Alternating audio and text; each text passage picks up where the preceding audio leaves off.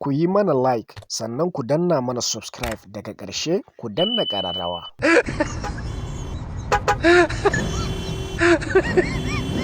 Wait, I say wait. Kai da iska ana magana kana ji.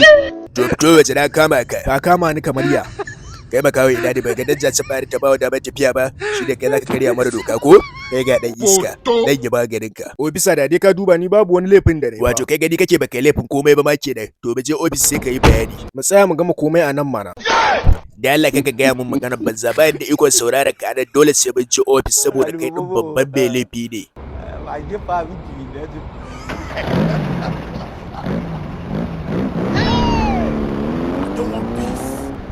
Yawwa nan shine ofis din mu tsaya ka faka motar ka.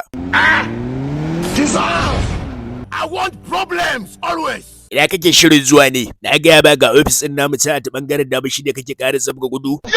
Wai kai shin baka ba sauwa ka dauko a cikin motar ka ba ofisa ne fa mai ji da kansa wallahi za ka ƙara wa kanka laifi mai girma idan dai har baka tsaya ba ka ji na gaya ma. Hello yallaɓai, mun samu ƙarin ma'aikaci guda ɗaya. Za mu sa shi a cikin jerin ma'aikatan da muka tara wayanda za a yi wa aljanu yanka da su. Gashi nan yanzu zan kama shi.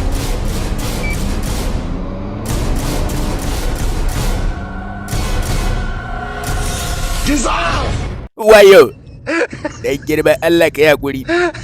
Wallahi ban sakai dan ya kai bane da ba zan tare ka ba. Ka taimaka ka yi hakuri. Ka yafe min. Dan girman Allah ka yi hakuri. Na roƙe ka wallahi ba zan ƙara ba.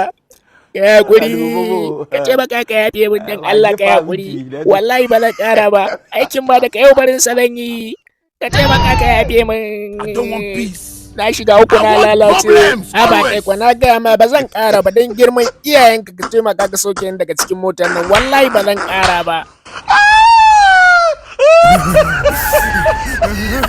Fita waje. Ya ce fita. Godiya nake. Allah kiyaye hanya.